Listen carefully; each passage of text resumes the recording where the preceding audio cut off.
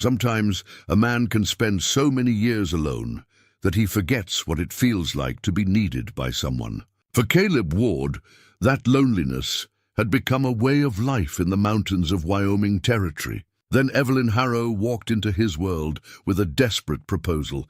Marry her in name only, and she'd give him half her ranch. He agreed because he needed the land.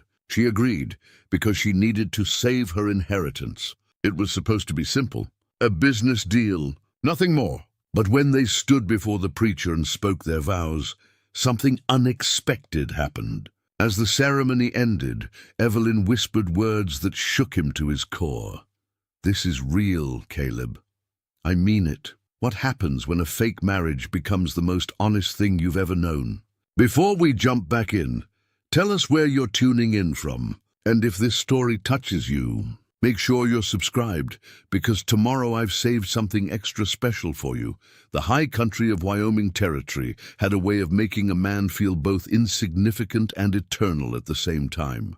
Up where the pine trees thinned and the air turned sharp enough to sting your lungs, Caleb Ward had built himself a life that asked nothing of the world below. His cabin sat in a narrow valley, tucked against a granite cliff face that sheltered it from the worst of the winter winds. A creek ran past the door, cold and clear, fed by snowmelt that never quite stopped flowing even in the heart of summer.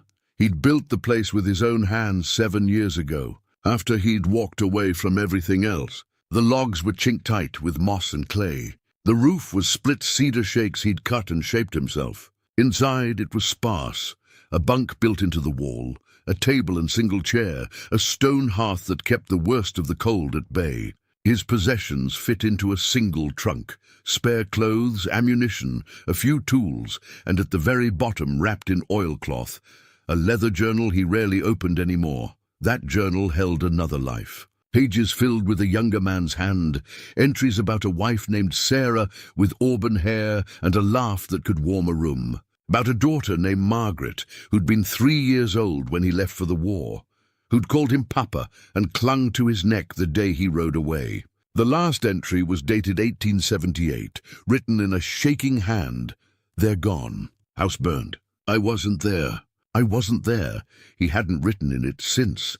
Caleb was 42 now, though the mountains had weathered him in a way that made age hard to reckon. His hair was dark brown, shot through with grey, worn long enough to tie back when he worked. His beard was full and neatly kept. His hands were scarred from years of work, splitting wood, dressing game, handling traps in all weather. His eyes were the pale grey of winter sky, and they held the look of a man who'd seen things he'd rather forget. He hunted and trapped for his living, took pelts down to Red Willow twice a year to trade for supplies. Flour, coffee, salt, ammunition, the basics. He spoke to people only as much as necessary, conducted his business, and rode back up into the high country where the silence was clean and didn't ask him to explain himself. But a man runs out of salt eventually, runs out of coffee. And when summer came on strong in July of 1885, Caleb found himself riding down the mountain trail toward Red Willow with a string of prime beaver pelts and a list of supplies that couldn't wait until fall. Red Willow had grown since his last visit. The main street was wider, graded and packed with gravel. New buildings stood where tents had been before. A proper bank, a 2-story hotel with glass windows, a mercantile that looked big enough to stock everything a ranch or homestead might need. The railroad had come through 20 miles south, and that iron connection to the rest of the world had brought money and people in equal measure. The town bustled with afternoon commerce. Freight wagons rumbled past. Cowboys from the surrounding ranches lounged on boardwalks, hats tipped low against the sun. Women in summer dresses moved between shops, parasols, bright spots of color against the dusty street. Children chased each other between buildings, their shouts carrying on the warm breeze. Caleb felt the weight of civilization press against him the moment he rode in. Too many people, too much noise, too many eyes that might ask questions or expect conversation. He tied his horse outside the mercantile, loosened the string of pelts, and went inside. The store was dim and cool after the bright street. smelling of leather and tobacco and the sharp scent of pickles from an open barrel. The proprietor, a thick-bodied man named Henderson, looked up from his ledger and nodded recognition. "Ward, been a while." "Has," Caleb said. He laid the pelts on the counter. "Fair trade." Henderson examined them with practiced hands, checking the fur, the preparation, the quality. He named a price that was reasonable. Caleb nodded and produced his supply list. That's when she walked in. Caleb noticed her the way a man notices a sudden change in weather, an instinct that something in the air had shifted. She was tall for a woman, maybe 30 years old, with dark hair pinned up beneath a wide-brimmed hat. Her dress was fine quality but practical, the kind a woman wore when she had work to do and wanted to move freely. Her face was striking rather than pretty. Strong cheekbones, determined jaw, eyes the color of honey that took in everything with sharp intelligence. She carried herself like someone used to being listened to. When she spoke to Henderson about an order of fence wire and posts, her voice was educated, Eastern-tinged, but worn smooth by years in the territory. "Miss Harrow," Henderson said respectfully. "I can have that sent out to the ranch by Friday. Make it Thursday." "Mr. Henderson, we're behind on the north pasture repairs as it is." "Yes." "Ma'am," she turned to leave and her gaze swept past Caleb, paused, returned. She looked at him with the frank assessment of someone evaluating livestock, not unkindly, but thoroughly. Taking in his worn but well-made buckskins, the knife on his belt, the rifle he'd leaned against the counter, the pelts Henderson was still tallying. "You're the mountain man," she said. "It wasn't a question." "I'm a man who lives in the mountains," Caleb replied evenly. Her mouth quirked slightly, not quite a smile, but close. "Caleb Ward, people talk about you. Say you keep to yourself, don't cause trouble, and can track anything that walks or crawls. People talk too much." "Usually." She extended her hand like a man would, direct and businesslike.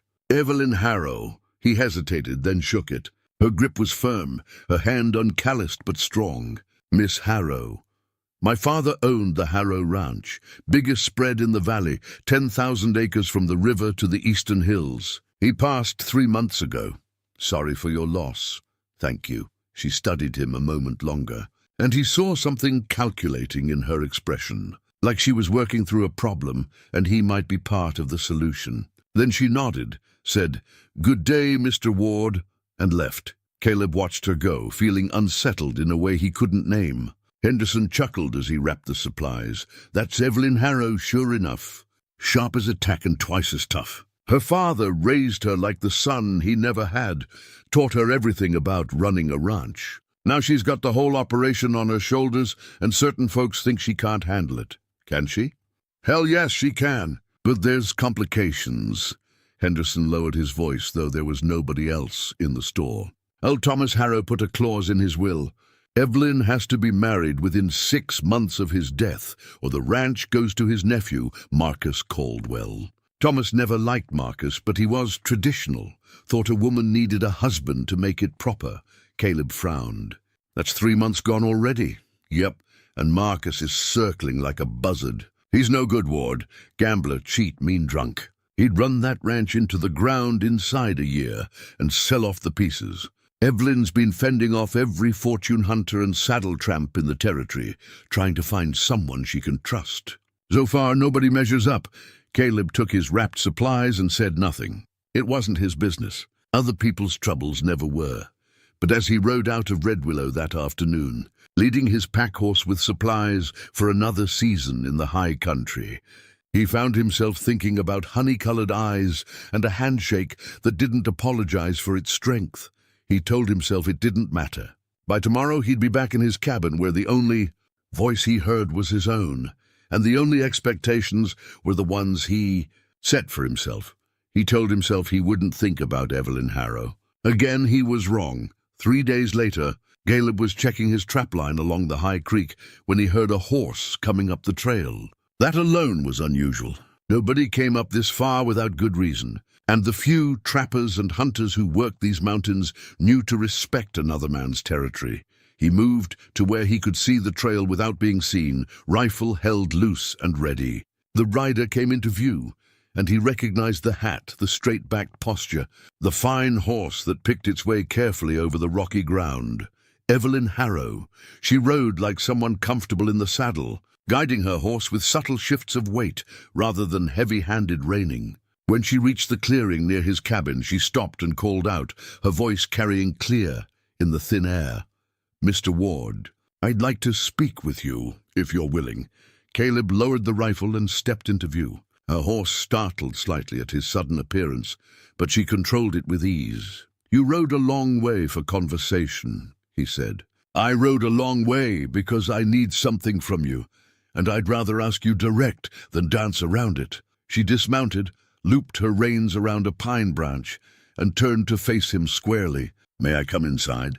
"This isn't a conversation I want to have where anyone might pass by." He hesitated, then nodded. His cabin wasn't much, and he wasn't used to visitors, but her directness appealed to him. She followed him inside, removed her hat and looked around the spare interior without judgment.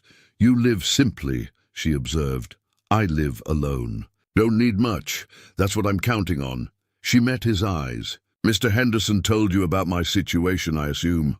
"Some of it. Then you know I have 3 weeks left to marry, or I lose everything my father built. 10,000 acres. 300 head of cattle. 12 horses. Good water rights. Land that's been Harrowland for 30 years. Her voice was steady, but he heard the tension underneath. "I've had 17 proposals in the last 3 months. Every one of them was a man who saw a ranch and a woman as accessories to it. Men who'd push me aside the moment the ink dried on the marriage certificate. Why tell me this? Because I need someone who doesn't want the ranch for himself. Someone who won't try to control me or take over what's mine. Someone who will honor an agreement and then go back to his own life." She paused. "I need you, Mr. Ward." Caleb set his rifle against the wall, moved to the small stove, and poured coffee into 2 tin cups. He handed her one, took a long drink from his own, and said, "What exactly are you proposing?" "A marriage of convenience. You agree to marry me before the deadline. We sign legal documents beforehand, drafted by a lawyer I trust, stating that you receive half the ranch in payment for this service. After 6 months, when my inheritance is secure, we quietly dissolve the marriage. You keep your half of the property. You can sell it back to me, keep it, do whatever you want with it. We go our separate ways. Why would I want half a ranch? Because land is freedom, Mr. Ward.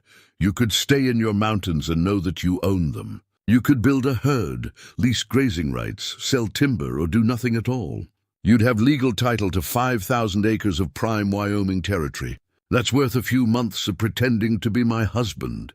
He studied her face, looking for deception or desperation that might turn dangerous. Instead, he saw calculation, determination, and a kind of weary pride. She was asking for help, but she was offering fair payment. It was a business proposition, nothing more. "Your cousin," he said. "Henderson said he's trouble." "Marcus," her expression hardened. "He's worse than trouble. He's a snake who thinks he's entitled to everything our family built. He's been spreading lies about me in town, saying I'm not fit to manage the ranch, that I'm hysterical, that I need a man to make proper decisions. He's tried to intimidate my workers, interfere with my business dealings. If he gets the ranch, he'll destroy it out of spite and greed. He'll fight this marriage, and he will. But if the marriage is legal and consummated," she paused, color rising slightly in her cheeks, "which is to say, if we share a residence and present as man and wife to the community, there's nothing he can legally do. The will is clear. My father's lawyer has already confirmed it." Caleb moved to the window, looked out at the mountains that had been his refuge for 7 years. The isolation had been good to him. It had kept the memories at bay, kept him from having to explain or feel or connect with anything beyond the basic rhythms of survival. Going back down into the world even temporarily meant risking all that carefully constructed distance, but 5,000 acres, legal ownership of the land he loved, security he'd never had even before the war. "There are easier ways," he said quietly. "Men closer to your world who'd jump at this offer, men closer to my world, would see an opportunity to control me. They'd push the boundaries of our agreement, try to make it permanent on their terms. She gestured at the cabin, at him. You want nothing to do with society or civilization. You won't try to change me or claim more than we agree to. That's exactly what I need. He turned back to face her. When would this happen? As soon as possible. We'd need to be seen together in town first, let people get used to the idea. Then a quick ceremony, civil or church, whichever you prefer. You'd move into the ranch house. We'd maintain separate rooms, but present as a married couple in public. 6 months, Mr. Ward, that's all I'm asking. And your workers, they'll accept a stranger as co-owner? They'll accept whoever I say to accept. Most of them have been with us for years. They're loyal to the ranch, not to Marcus's schemes. She paused. I won't lie to you. This won't be easy. Marcus will make trouble. The town will gossip, and you'll have to leave these mountains, at least for a while.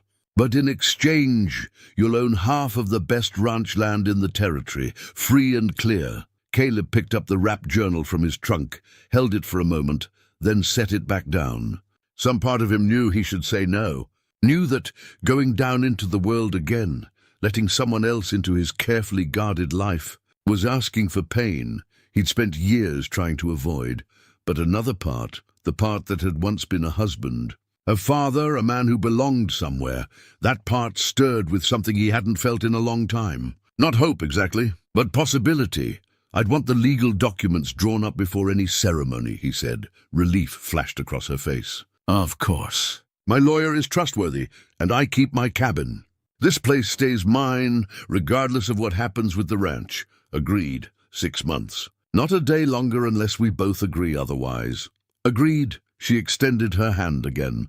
Do we have a deal, Mr. Ward? He looked at her hand, calloused now from ranch work, held steady and sure. He thought about his empty cabin, his empty days, the weight of isolation that had seemed like safety but had become a different kind of prison. He shook her hand. We have a deal, Miss Harrow. Evelyn, she said. If we're going to be married, you should probably call me Evelyn. Evelyn, he repeated. The name felt strange on his tongue, intimate in a way that made him uncomfortable. Caleb, she smiled then, the first real smile he'd seen from her, and it transformed her face from striking to beautiful. Thank you, Caleb. You're saving my life, whether you know it or not. He wasn't sure he was saving anything. But as she rode back down the mountain trail, he stood outside his cabin and looked at the land stretching away in all directions, land that might soon be his own, and wondered what bargain he'd just made, and whether he'd come to regret it. In the distance, a hawk circled on an updraft, hunting. Caleb watched it until it disappeared beyond the ridge, then went back inside to pack the few things he'd need for a journey back into the world he'd left behind. The first week of married life was an exercise in careful distance. Caleb rose before dawn, as he always had, and found the ranch already stirring, hands heading out to check cattle, horses being saddled, the cook starting breakfast in the main house kitchen. He fell into the rhythm of ranch work without being asked, his mountain skills translating easily to this different landscape. He could rope and ride competently enough, though not with the flash of the younger cowboys. What he brought was something else, an understanding of land and weather, an ability to track strays through difficult terrain, a calm competence that the hands grudgingly began to respect. Evelyn managed the business side from an office in the house, reviewing accounts, negotiating with buyers, handling the endless paperwork that kept a ranch running. They ate meals together, civil and polite, discussing ranch matters with the careful courtesy of business partners, but there were moments when the pretense felt thin, like the morning Caleb found her in the barn, struggling with a mare in difficult labor. He'd delivered foals before, in his years of mountain living, and he moved to help without being asked. They worked together in focused silence, Caleb's hands guiding, Evelyn supporting the exhausted mare, until finally the foal emerged, wet and trembling and alive. Evelyn laughed with relief and exhaustion, and without thinking hugged Caleb. He froze, unused to being touched, but she pulled back quickly, color rising in her cheeks. Sorry, I just thank you. I might have lost them both without you. You did fine. You knew what you were doing. So did you. She looked at him with new appreciation. Where did you learn to do that? Mountains. Sometimes you find animals that need help. You help them or you don't. Pretty simple. But it wasn't simple, not anymore. That brief embrace had reminded him how long it had been since he'd held anyone, since he'd felt the simple warmth of human contact. He'd built his isolation carefully, used it like armor, but Evelyn was finding the gaps in his defenses without even trying. The second week brought the irrigation crisis. The main ditch that fed the eastern pastures had washed out in a storm, and water was backing up, threatening to flood the wrong areas while leaving cattle without access to the creek. Evelyn called a meeting of the hands, spread out maps, started planning the repair work. Caleb studied the maps, then rode out to look at the problem himself. He spent an afternoon walking the land, reading the terrain, the way he'd learned to read mountain watersheds. That evening, he came back with a different plan. "You dig here," he said, pointing to the map. "You're fighting the natural drainage. Storm washed it out because water wants to flow this direction. Build the ditch where the land wants to take it and it'll hold."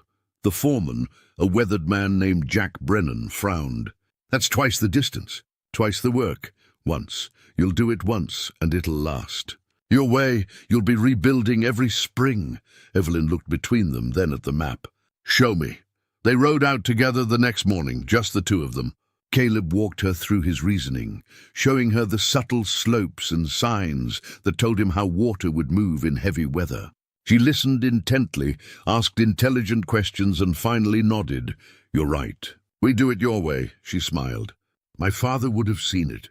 I missed it because I was thinking about the fastest solution, not the best one. You've got a lot on your mind. So do you, I imagine. But you still see clearly." She paused.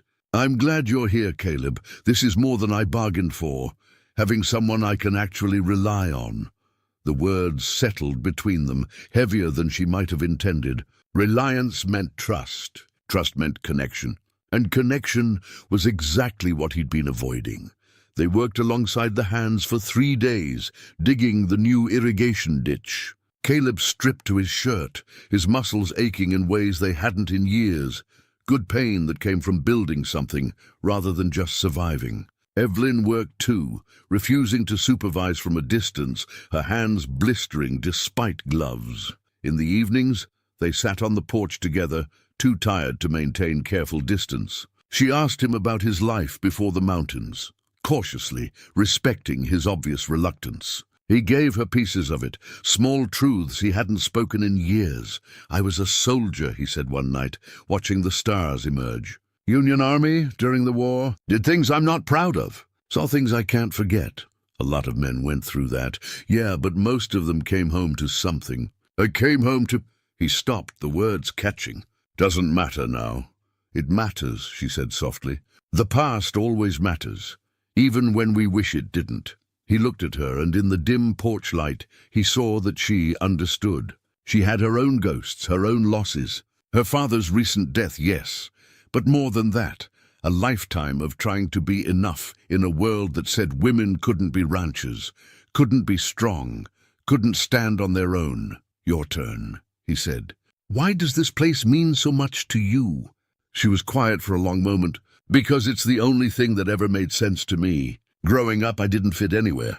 Too rough for the ladies' social circles, too female for the men to take seriously. But here on this land, I had a purpose. My father taught me everything. How to judge cattle, manage grazing, read weather, run a business.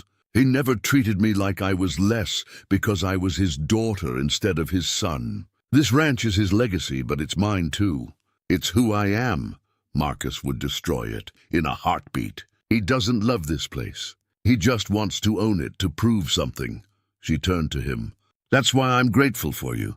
You don't want to own me or change me. You're just here, present, real." Caleb felt something shift in his chest, a tightness he'd carried for years loosening slightly. "I made you a promise," he said. 6 months and you keep your ranch. I keep my word. I know you do." She reached over, squeezed his hand briefly. "But I'm starting to hope that maybe we can be more than just a promise to each other. Maybe we can be friends, real friends." He didn't answer, but he didn't pull his hand away either. They sat like that for a while, connected by that simple touch.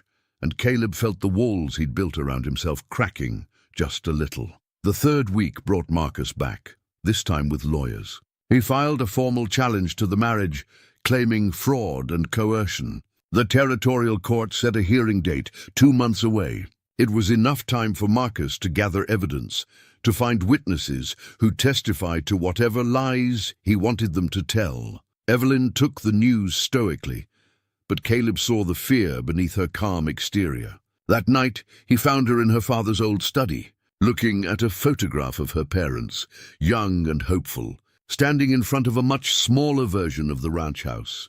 "He's going to drag this out," she said. "Make it as ugly as possible. Try to break me down. Then we don't break. How can you be so calm? I've been through worse. So have you. We'll handle this." She set down the photograph, turned to face him. "Why are you doing this, really? You could walk away right now, take your half of the ranch, let me fight Marcus alone. The legal documents protect you, but you're staying." He didn't have a good answer, or rather, he had one he wasn't ready to speak aloud. The truth was that somewhere between that awkward wedding and this moment, this had stopped being just an arrangement. Evelyn Harrow had become someone he cared about, someone worth protecting. The ranch had become a place that felt more like home than his cabin ever had. "I gave you my word," he said finally. She stepped closer, looked up at him with those honey-colored eyes that saw too much. "It's more than that. Maybe." "Caleb," he stepped back, needing distance before he said something he couldn't take back. "It's late. We should get some rest. Tomorrow's going to be a long day." She nodded, understanding his retreat for what it was. But as she passed him on her way to the door, she paused, stood on her toes and kissed his cheek. "Thank you," she whispered, "for staying."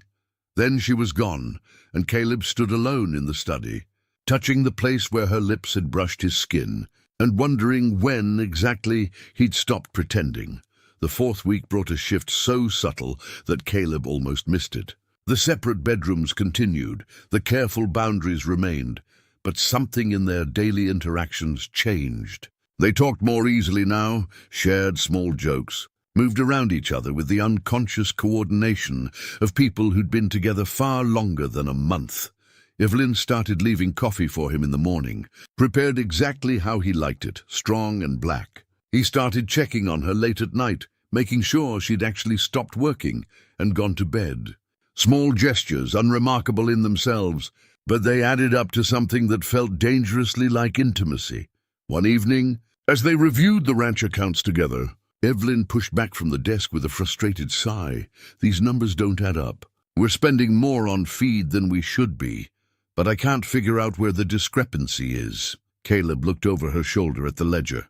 Standing this close, he could smell the faint scent of lavender in her hair, see the small frown lines between her eyebrows as she concentrated. He forced himself to focus on the numbers. "Here," he said, pointing. "Someone's recording deliveries that don't match the inventory. Either we're getting shorted or someone's stealing." Her face hardened. "I'll talk to Jack tomorrow. Let me handle it," Caleb said. Quietly, "Could be an honest mistake, could be something worse. Either way, better to know for sure before we make accusations." She looked up at him, and their faces were suddenly very close. He saw her breath catch, saw awareness flicker in her eyes. For a moment, the space between them felt charged with possibility. Then she cleared her throat, stepped back. "All right, be careful, though. If someone is stealing, they might not take kindly to being caught. I'm always careful, but he wasn't being careful, not really. Careful would be maintaining distance. Careful would be remembering this was temporary. Instead, he was letting her in, piece by piece, sharing parts of himself he'd buried years ago. Like the afternoon, she found him working on something in the barn, a wooden box. Half-finished, the wood smooth under his skilled hands. He'd been carving during the quiet hours, unable to sleep, needing something to do with the restless energy that had been building in him. "That's beautiful work," she said, watching him. "What is it for?" He'd intended it for her, though he hadn't admitted that to himself until she asked. A place for her mother's belongings, the small treasures she kept in a worn cloth bag. But saying that felt too intimate, too revealing. "Just keeping my hands busy," he said. She smiled like she didn't quite believe him, but she didn't push. She just sat down on a hay bale and watched him work, and somehow her presence felt right. Like she belonged in this quiet moment with him. They talked about small things, the weather turning, plans for the fall roundup, whether they should invest in new breeding stock. But beneath the practical conversation, something else flowed. An understanding, a comfort with silence, a connection that didn't need constant words. When he finished the box, edges smooth, corners tight, a simple flower pattern carved into the lid, he left it on her desk without explanation. The next morning he found it in her room, her mother's ring, and pressed flowers arranged carefully inside, and a note in her precise handwriting. "Thank you. It's perfect." That same week the nightmares returned. Caleb woke in darkness, gasping, the smell of smoke and burning flesh so real he could taste it. He sat up, trying to orient himself, remembering where he was. Not a battlefield, not his cabin. The ranch. Evelyn's ranch. Their ranch. A soft knock on his door. "Caleb, are you all right?" "I heard." "I'm fine," he said, but his voice came out rough, shaken. The door opened anyway. Evelyn stood there in her nightdress and a shawl, a candle in her hand. In the flickering light, she looked young and concerned and far too close to something he couldn't let himself want. "You're not fine," she said gently. "You're shaking. Just a dream. Go back to bed." Instead, she came in, set the candle on the nightstand, and sat on the edge of his bed. "Tell me, it's nothing. It's not nothing if it has you looking like you've seen ghosts." She paused. "Is it the war?" He was quiet for a long time. Then the words came, spilling out like poison he'd been holding in. The fire, his wife and daughter. Coming home to ash and bones and the knowledge that he hadn't been there, hadn't protected them, hadn't been the husband and father they deserved. "I was off fighting someone else's war," he said, his voice raw, while they burned. "I saved strangers and lost the only people who mattered." Evelyn took his hand, held it between both of hers. "That wasn't your fault. I should have been there. You were serving your country, doing what you thought was right. You can't carry that guilt forever, Caleb. It'll destroy you. Maybe I deserve to be destroyed." "No," she said firmly. "You deserve to live, to be happy, to let yourself care about something again." She paused, her voice softening. "To let yourself care about someone again." He looked at her then, really looked at her, and saw that she wasn't just talking about abstract healing. She was talking about them, about this thing growing between them that neither of them had intended. "Evelyn, I know," she said quickly. "I know this wasn't part of the arrangement. But Caleb, these past weeks, they've meant something to me." "You mean something to me?" His heart hammered against his ribs. "This was supposed to be temporary." "I know. And if that's still what you want, I'll honor it. But I had to tell you the truth." She squeezed his hand. "I'm falling in love with you." The words hung in the air between them, terrifying and exhilarating and impossible to take back. Caleb felt the last of his walls crumbling, felt 7 years of isolation and grief finally breaking apart. "I can't," he started, but the words died in his throat because they were a lie. He could, he was. He'd been falling for weeks and hadn't wanted to admit it. "You don't have to say anything now," Evelyn said. "I just needed you to know." Needed to be honest. She stood, moved toward the door. "Try to get some rest." "Evelyn," she turned back, hopeful and vulnerable in the candlelight. "I'm scared," he admitted, "of losing someone again. Of failing again." "So am I," she said softly. "But I'm more scared of never taking the chance." She left then, taking the candle but leaving something else behind. The possibility of something real, something that went far beyond their careful arrangement. Caleb lay back down, staring at the ceiling, his heart still racing. The gold ring on his finger caught the moonlight from the window, and he thought about vows and promises and the difference between them. He'd promised her 6 months, but his heart was making a different vow entirely. The morning after Evelyn's confession, Caleb found her in the kitchen, fixing breakfast with determined normalcy. They moved around each other carefully, the weight of unspoken feelings, making everything slightly awkward. "About last night," he started. "We don't have to talk about it," she said quickly. "I meant what I said, but I don't want to make you uncomfortable." You didn't. He took a breath. I'm just not good at this. At feelings. At being close to someone. She turned to face him, her expression gentle. I know, and I'm not asking you to be something you're not. I just wanted you to know where I stood. Before he could respond, Jack Brennan came running into the house, breathless and urgent. Mrs. Ward, Mr. Ward, you need to come quick. Marcus is here with the sheriff and some fancy lawyer. They're saying something about fraud and stolen documents. They rushed outside to find Marcus standing in the ranch yard with Sheriff Tom Morrison and a thin man in an expensive suit carrying a leather satchel. Several of Marcus's hired men lounged nearby, hands near their guns. Sheriff, Evelyn said coolly, what's this about? Sheriff Morrison looked uncomfortable. He was a decent man, caught between the law and local politics. I'm sorry, Evelyn. Mr. Caldwell has presented some evidence that suggests, that there may have been some irregularities in your marriage. Irregularities, Caleb said. We were married legally in front of witnesses. Yes, but the sheriff gestured to the lawyer, who stepped forward with oily confidence. My name is Silas Crawford, representing Mr. Marcus Caldwell. We have affidavits from 3 citizens of Red Willow stating that Mrs. Ward, then Miss Harrow, publicly declared her intention to enter into a fraudulent marriage solely to circumvent the terms of her father's will. That's a lie, Evelyn said sharply. Is it? Marcus smiled. I have witnesses who heard you discussing a business arrangement. Who heard Mr. Ward here agree to marry you in exchange for land? That's not a real marriage, cousin.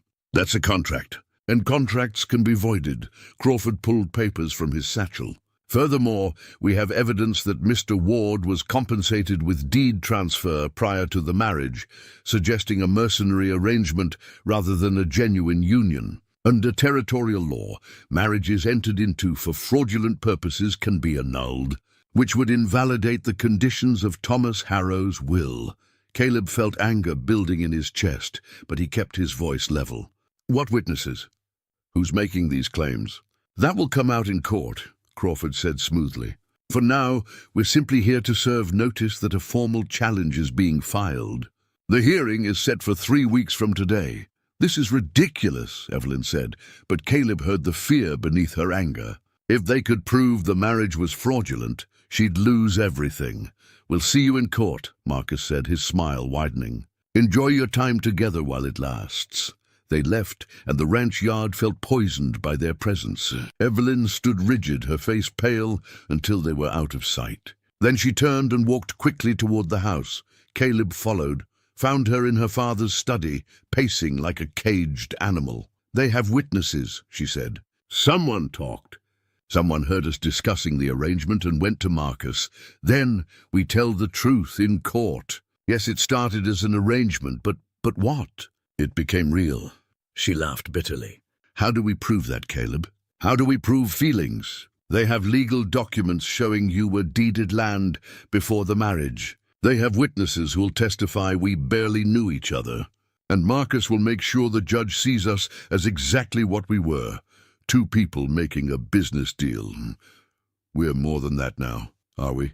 She turned to him, her eyes bright with unshed tears. Because last night I told you I loved you, and you couldn't even say it back. How is that going to look in court? How is that going to prove this marriage is real? The words hit him like a physical blow. She was right.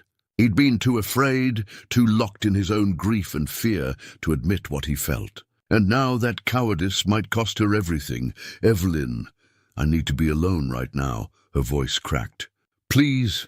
He left, feeling useless and angry and scared in ways he hadn't been since the war. He needed to think, to find a solution, to fix this somehow.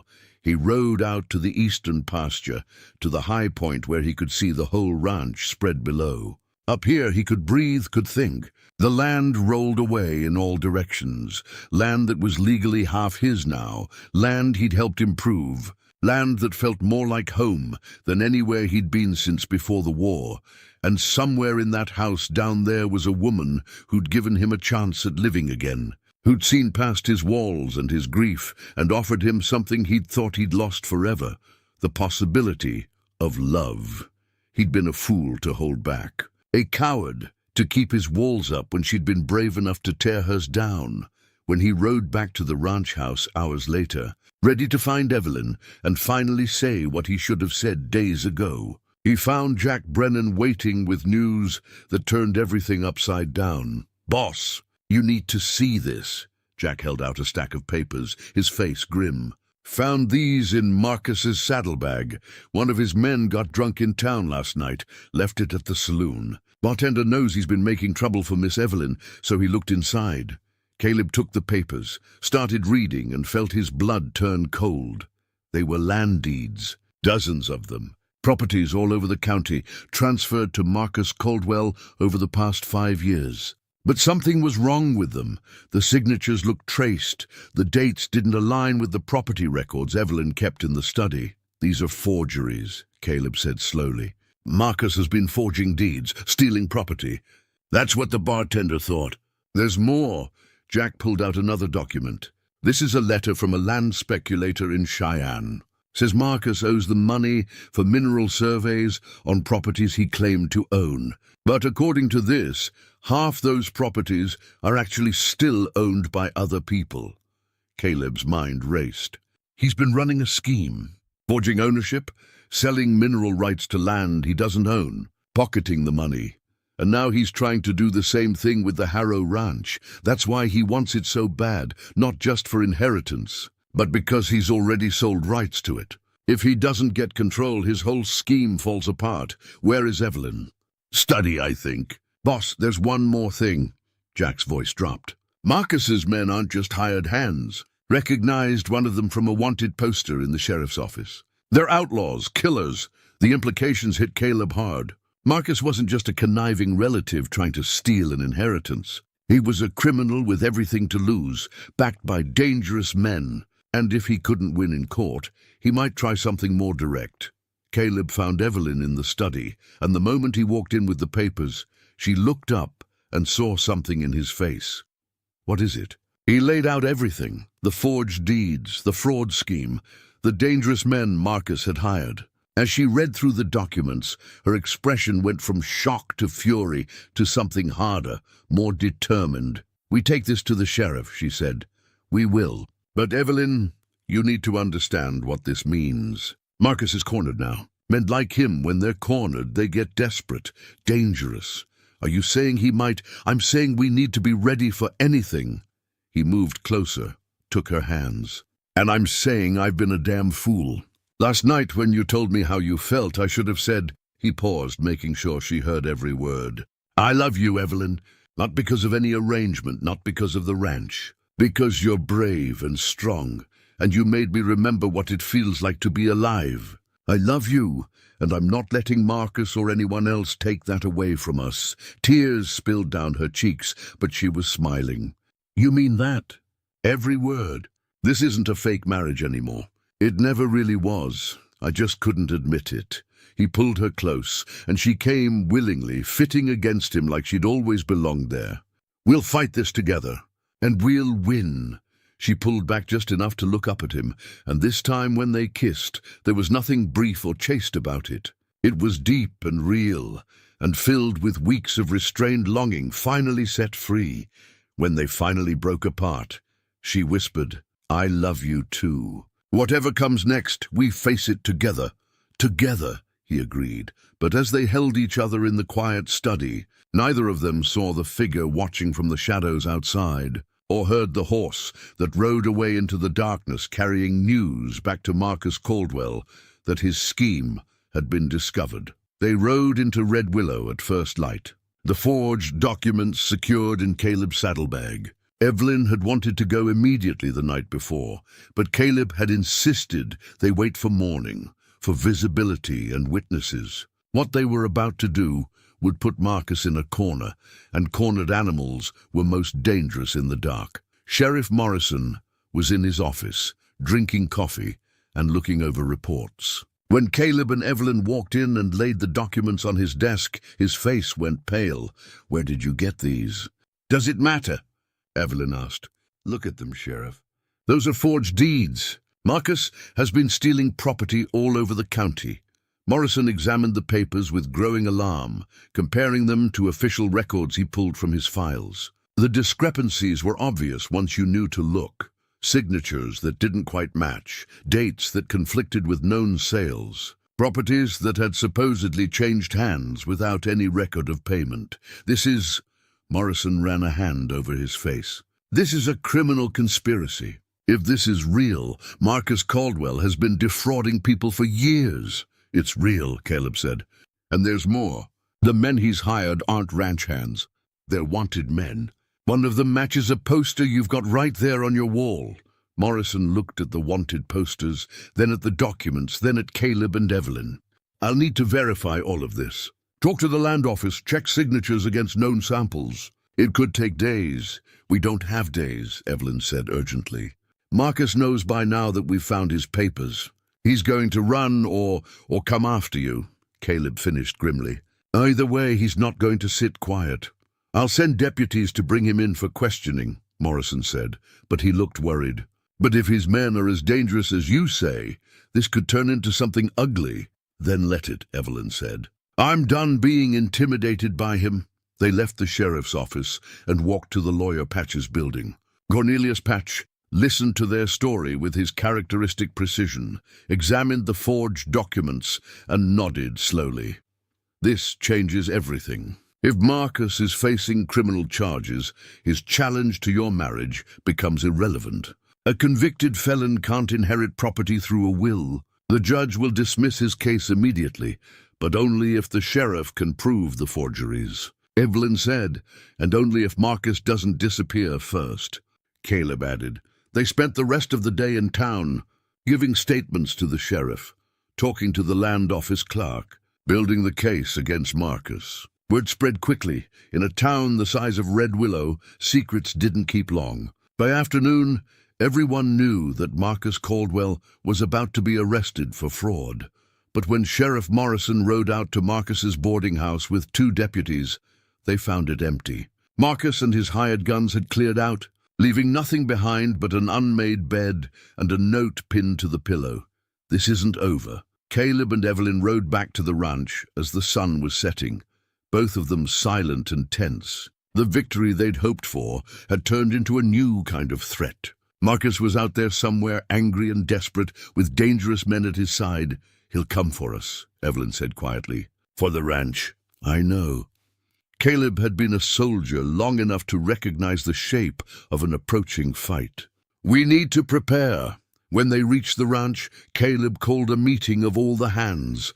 15 men gathered in the barn, some young, some old, all of them loyal to the Harrow name and to Evelyn. Caleb laid out the situation plainly. Marcus Caldwell is a criminal, and he's running from the law. But he's not the kind of man who'll run far, not while there's something here he wants. I think he'll try to take this ranch by force, and I think he'll do it soon. Anyone who wants to leave, no hard feelings. This isn't your fight. The men exchanged glances. Then Jack Brennan stepped forward, his weathered face set in determined lines. Begging your pardon, Mr. Ward, but it is our fight. This ranch is our home too. Miss Evelyn, Mrs. Ward, she's been good to us. Gave us work when other places turned us away. Paid fair wages, treated us like men instead of hired muscle. If that snake Marcus thinks he's taking this place without a fight, he's got another thing coming. One by one, the other hands nodded agreement. A few of the older men had been with Thomas Harrow since the beginning. Several of the younger ones had come up through hard times and found a place here. They weren't going anywhere. All right then, Caleb said. We prepare to defend what's ours. He'd learned tactics in the war, and those lessons came back now with sharp clarity. The ranch house was the most defensible position. Solid construction, good sight lines, multiple exits. They brought in supplies from the outbuildings, barricaded the weaker windows, and positioned rifles at strategic points. Caleb split the men into watches, some to patrol the perimeter, others to rest and be ready for rapid response. He sent the cook and a couple of the older hands to take the horses and valuable equipment to a neighbor's ranch, out of the line of fire. If Marcus came with torches, they'd at least save the livestock. Evelyn worked alongside the men, loading rifles, organizing ammunition, preparing medical supplies in case someone got hurt. She'd been raised on this ranch, knew how to shoot, how to ride, how to handle herself in a crisis. But Caleb saw the fear in her eyes, carefully hidden beneath determination. That night, after the preparations were made and the watches set, they stood together on the darkened porch. No lights showing, that was one of Caleb's rules. "Don't give shooters an easy target. You should go to town," Caleb said quietly. "Stay with someone safe until this is over." "No, Evelyn, no," she repeated firmly. "This is my ranch, my fight. I'm not running from Marcus Caldwell. If something happens to you," she turned to him, her face barely visible in the starlight, "then it happens to both of us. We're married, remember? For real now. That means we face things together." He pulled her close, and she came willingly, her head resting against his chest. He could feel her heart beating fast, could sense the fear she wouldn't show anyone else. "I won't let him hurt you," Caleb said. "I know. But Caleb, promise me something. If it comes down to a choice between the ranch and our lives, you'll choose us. You'll get us out. This place means everything to you. It meant everything. But that was before." She pulled back to look at him. "You mean more? Us, this marriage, this life we're building, it means more than land or legacy or anything else. Promise me you won't die for a piece of property." "I promise." "But I don't plan on dying at all." He kissed her forehead. "We're going to win this fight, keep the ranch, and build the life we want. All of it," she nodded against his chest. And they stood there in the darkness, holding each other, drawing strength from connection they'd both been too afraid to want. The first sign of trouble came 2 days later. One of the patrol hands spotted movement in the eastern hills, riders, at least 6 of them, watching the ranch. When Caleb rode out to investigate, they melted away into the terrain. But the message was clear. Marcus was out there, watching, waiting. That night, they struck. It started with a shot, a single rifle crack that shattered the quiet and sent everyone scrambling for positions. Caleb ran to the window, saw muzzle flashes from the tree line near the barn. 6 shooters, maybe more, firing at the house in a ragged volley. "Hold your fire," he called to the men. "Don't waste ammunition. Wait for clear targets." The attack was probing, testing their defenses. After a few minutes, the shooting stopped, and silence fell again. Caleb waited, every sense alert, reading the night the way he'd learned to read mountains, looking for patterns, for signs of movement, for the shape of what was coming. "They're trying to draw us out," Jack said, crouched nearby with his rifle. "Make us panic and rush outside where they can pick us off, or they're positioning for something worse," Caleb replied. "Keep everyone inside. Watch for fire." His instinct proved right an hour later when the first torch sailed through the darkness, landing near the barn. Then another and another. They were trying to burn them out, force them to abandon the defensible house and run into the open. "Water detail," Evelyn called, and 3 men ran out with buckets, dousing the flames before they could spread. Shots rang out, but the men made it back safely and the fire was controlled. The pattern repeated through the night. Probing attacks, fire attempts, psychological pressure. Marcus's men were trying to wear them down, exhaust them, make them careless. But Caleb had fought through worse. He kept the men calm, rotated them through rest periods, maintained discipline. As dawn approached, the attacks stopped. Caleb knew it was temporary, a regrouping, not a retreat. Marcus was out there planning his next move, and it would be more direct, more dangerous. In the grey light, before sunrise, Caleb stood on the porch with Evelyn, both of them exhausted but alert. The ranch yard was pocked with bullet scars, scorched where fire had been attempted. But the house still stood, and so did they. "He's not giving up," Evelyn said. "Neither are we. Caleb, about what I said before, about choosing us over the ranch. I meant what I said too. We're going to keep both." He took her hand. "But if it comes down to it, you're what matters. The ranch is wood and land. You're—" He paused, finding the words he'd spent so many years refusing to speak. "You're my life now. Everything else is just details." She kissed him then, fierce and quick, then pulled away. "Then let's make sure we both survive to enjoy it. I have plans for us," Caleb warned, "and they involve growing old together on this ranch." "Yes, ma'am," he said, and almost smiled. Then Jack called out from the barn. Boss, they're coming back. More of them this time. Caleb and Evelyn moved to their positions, and through the growing light, they saw Marcus's final play taking shape. A dozen riders approaching the ranch house in a coordinated assault. This wasn't harassment anymore. This was war. The riders came fast in the early morning light, spreading out to surround the ranch house. Caleb counted 13 men. Marcus would be among them, directing the attack from wherever he thought he'd be safest. "Steady," Caleb called to the hands positioned at the windows. "Don't fire until I give the word. Make every shot count." The riders opened fire from multiple directions, a coordinated assault meant to overwhelm their defenses. Bullets thudded into the thick log walls, shattered windows, ricocheted off stone. The hands returned fire with discipline, each man choosing his target carefully. One of Marcus's men went down, then another. The attackers had expected easy pickings, a woman and a mountain hermit, maybe a few loyal hands. They hadn't expected organized resistance, tactical positioning, men who knew how to fight. "They're trying to circle behind," Evelyn called from the eastern window. She fired twice, and a rider veered away, clutching his shoulder. Caleb moved through the house, checking positions, directing fire, making sure no one panicked. This was what he'd trained for in another life, keeping men alive under fire, reading the flow of battle, staying calm when chaos wanted to take over. Marcus's voice called from somewhere beyond the barn, amplified by distance and rage. "Give it up, Evelyn. Send out Ward and you can keep the ranch. My fight's with him, not you." "Liar," Evelyn muttered. She called back, "The sheriff's on his way, Marcus. You're already facing criminal charges. This just makes it worse. The sheriff won't help you. Not in time. Last chance, cousin. Ward walks out, or we burn you all out." Caleb met Evelyn's eyes across the room. She shook her head slightly. "Don't even think about it. We don't negotiate with criminals," Caleb shouted back. "You want this ranch? You'll have to take it." The response was immediate. A renewed assault, heavier fire from all sides.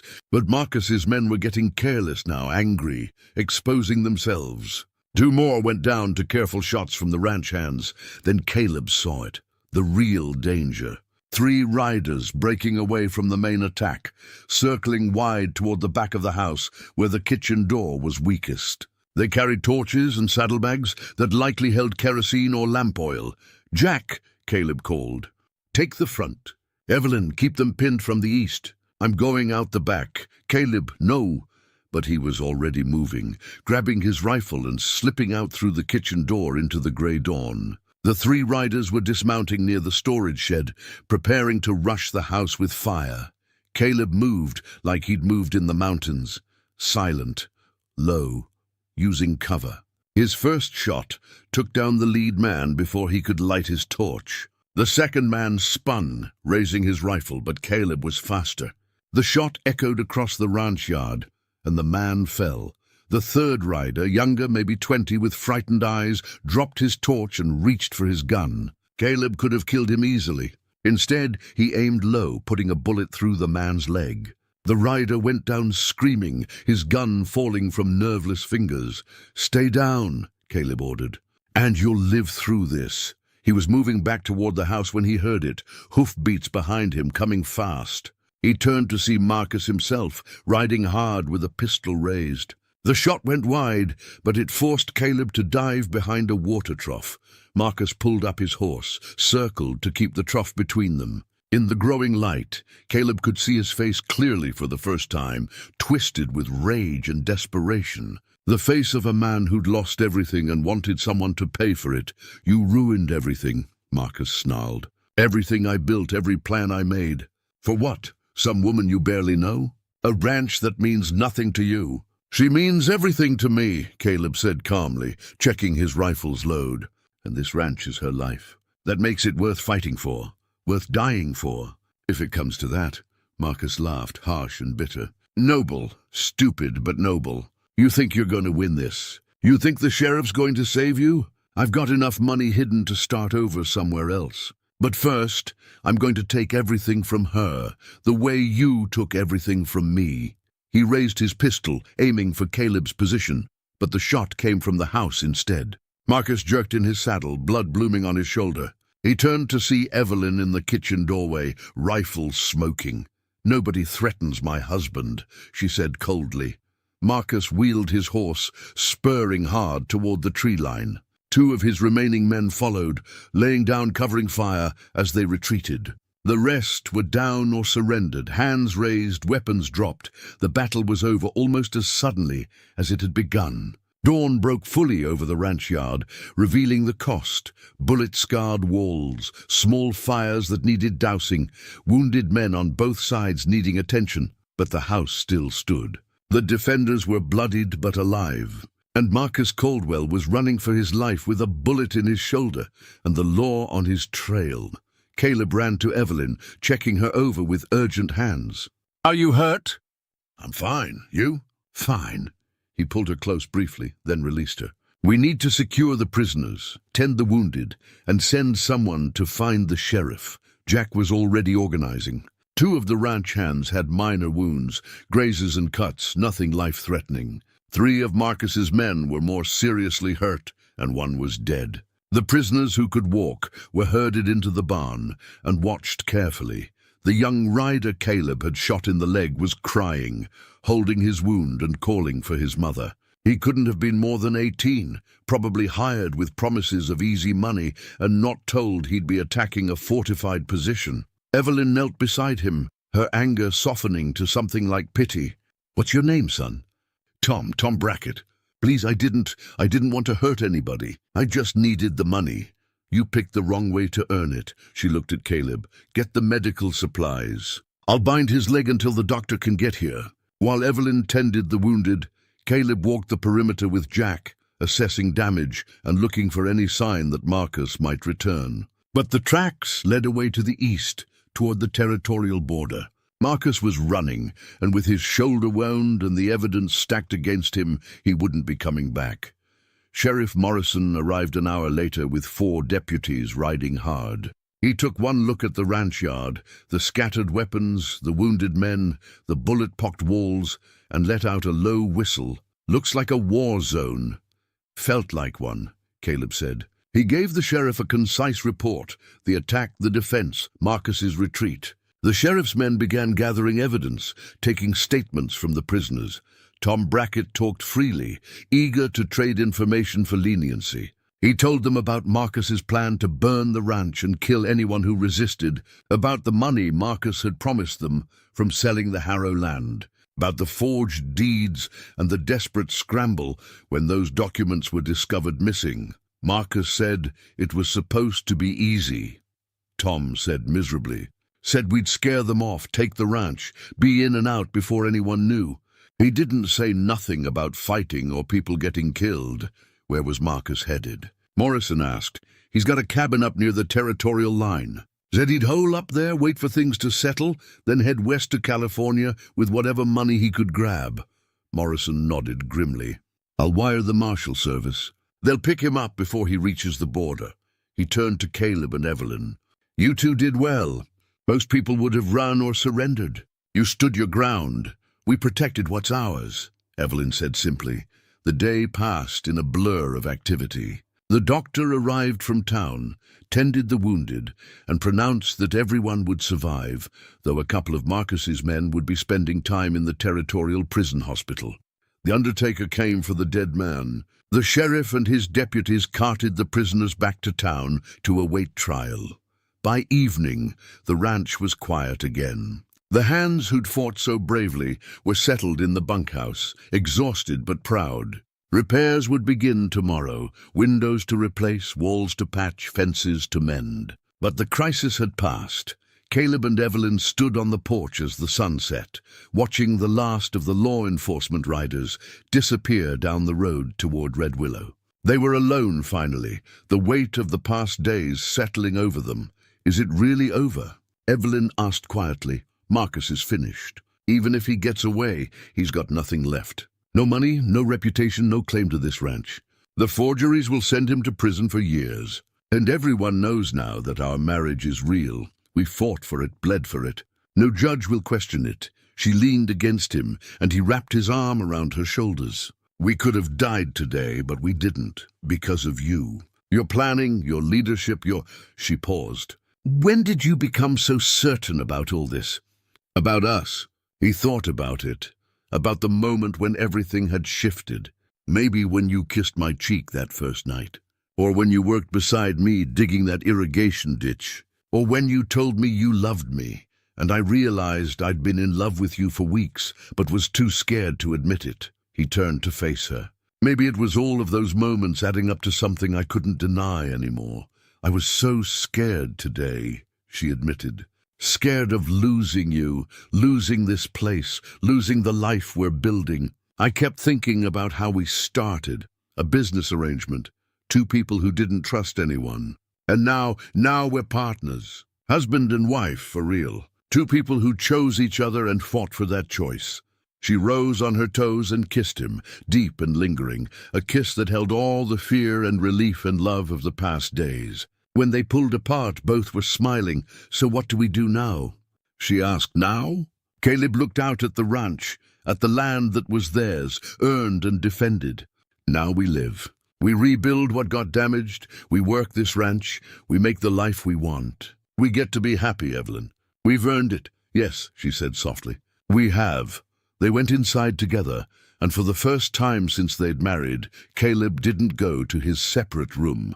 They climbed the stairs together, hands linked, and when Evelyn opened her door and looked at him with a question in her eyes, he answered by following her inside.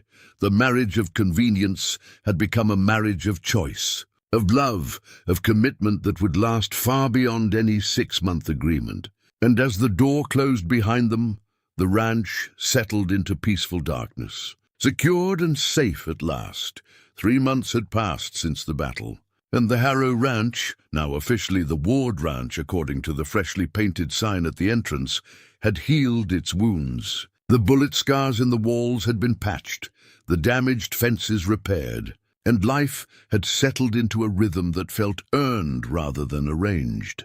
Summer had given way to early fall, and the high country Caleb loved was painted in shades of gold and red. He stood on the porch in the cool morning air, coffee in hand, watching the sun rise over land that was truly his now. Not because of a legal document or a business arrangement, but because he and Evelyn had defended it together, built a life on it together, made it home. The sound of hoofbeats drew his attention. Sheriff Morrison rode up the long drive, and Caleb felt a brief tension. Law enforcement visitors still triggered memories of the attack, but Morrison's face was friendly as he dismounted. Morning, Caleb. Evelyn around? In the kitchen. Coffee's on if you want some. They went inside where Evelyn was making breakfast. She looked up with a smile, her face glowing with something more than just the warmth from the stove. Caleb had noticed the change in her over the past weeks, a softness, a contentment, and something else he hadn't quite identified yet. Sheriff, she said warmly, what brings you out so early? Good news, mostly. Marcus Caldwell was arrested trying to cross into Montana. He's awaiting trial in Cheyenne, and between the forgeries, the fraud, and the attack on your ranch, he's looking at 20 years minimum. Morrison accepted the coffee Evelyn poured for him. His lawyer tried to make a deal, but the judge wasn't interested. Too many victims came forward once word got out. People he'd cheated, land he'd stolen. He's finished. Relief washed over Caleb, though he'd known this was coming. Marcus had been a wounded animal running, and wounded animals always got caught eventually. What about his men? Evelyn asked. Most took deals, testimony against Marcus in exchange for lighter sentences. That young one, Tom Brackett, got 5 years, but the judge recommended early parole if he stays out of trouble. He'd seemed genuinely sorry for what he did. He was just stupid, Evelyn said. Not evil, just stupid and desperate. I hope he learned something from this. Morrison finished his coffee and stood. I also wanted you to know. The territorial governor heard about what happened here. He's impressed by how you handled yourselves. There's talk of appointing you, Caleb, as a deputy marshal for this district. Someone with your skills could be valuable if trouble comes calling again. Caleb shook his head immediately. I appreciate the offer, but no, I'm done with that life. I've got a ranch to run and a wife to take care of. Morrison smiled. I figured you'd say that, but I had to ask. You two take care of yourselves. And congratulations, by the way. He left before Caleb could ask what he meant by congratulations. Evelyn was blushing slightly, avoiding his eyes. What was that about? Caleb asked. I'll tell you later. Right now I need to check on the pregnant mare in the barn. She slipped past him, and Caleb followed, curious. The mare was one of their best, and they'd been monitoring her carefully as her time approached. But when they reached the barn, the foal had already been born, a strong, healthy colt standing on wobbly legs beside its mother. Would you look at that? Caleb said softly. Timing couldn't be better. No, Evelyn said, and there was something weighted in her voice. It couldn't. He turned to her, saw tears in her eyes, and concern flooded through him. What's wrong? Nothing's wrong. Everything's, she laughed shakily. Everything's more right than I ever thought it could be. She took his hand, placed it on her stomach. I'm pregnant, Caleb. We're going to have a baby. The world seemed to stop. Caleb stared at her, at his hand on her stomach where new life was growing, and felt something break open inside him. 7 years of grief and guilt and careful isolation cracking apart to make room for joy so fierce it hurt. A baby, he whispered. We're going to have a baby. Next spring, the doctor thinks. I wanted to wait until I was sure, until I'd made it past the first dangerous months. But Caleb, her voice cracked, I know this wasn't part of our plan. I know we never discussed children. If you're not ready, if this is too much, he kissed her, cutting off her worried words, then pulled back to look at her face. This is everything. You're everything. I never thought I'd get a second chance at this, at a family, at being a father, at having someone to love and protect. I thought that part of my life was over. It's not over. It's just beginning. She was crying now, happy tears that he wiped away with gentle thumbs. We're going to be parents, Caleb, together. He held her in the barn, surrounded by the smell of hay and horses and new life, and let himself feel it all.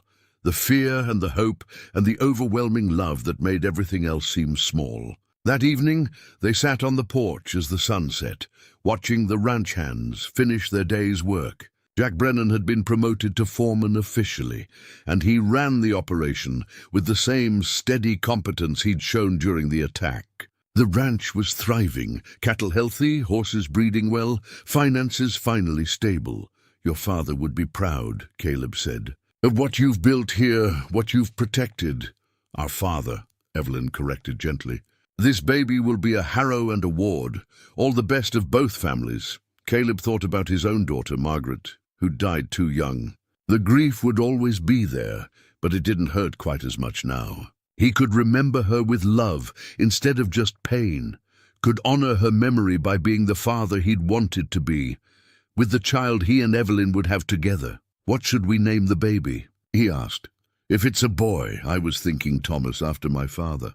And if it's a girl, she looked at him carefully. I thought maybe Margaret, after your daughter. If that's all right with you, he couldn't speak for a moment. Then that would be perfect. She'd be honored. They sat in comfortable silence as the stars emerged, the same stars Caleb had watched alone for so many years. But he wasn't alone anymore. He had a wife who loved him, a child on the way, a home worth defending. He had a future instead of just a past. You know, Evelyn said thoughtfully, when I made you that offer in your cabin, I thought I was being so practical. A business arrangement, nothing more. I was sure I could keep my heart out of it. When did you know you couldn't? Probably the first time I saw you smile. Really smile, not just that polite thing you did for strangers. It was when we were digging the irrigation ditch, and you just said something sarcastic about my planning, and I laughed, and you smiled like you'd surprised yourself. She looked at him. When did you know? The wedding, he admitted. When you whispered that it was real. Part of me wanted to run, but another part, the part I'd been ignoring for years, that part wanted to stay more than anything. I'm glad you stayed. So am I. The night deepened around them, and Caleb thought about beginnings and endings, about the man he'd been and the man he'd become. The mountain hermit who'd wanted nothing from the world had become a husband, a rancher, and soon a father. The woman who'd needed a marriage of convenience had become the love of his life. Sometimes the best things started as lies that became truth. Sometimes a desperate bargain turned into the most honest thing you'd ever known. And sometimes, if you were lucky enough and brave enough, a fake wedding could become the most real marriage two people ever built. Caleb reached over and took Evelyn's hand, feeling the gold ring on her finger. The one he'd placed there in a church ceremony he'd thought meant nothing. It meant everything now. She squeezed back and they sat together under the stars, watching over the land they'd fought for and the future they'd earned. Two people who'd found each other when they'd both stopped looking. The ranch was quiet, peaceful, secure. And in the spring, new life would come. A child who'd never know loneliness, who'd grow up surrounded by love and land and the legacy of two families, joined by a marriage that was always meant to be real, even when they'd called it fake.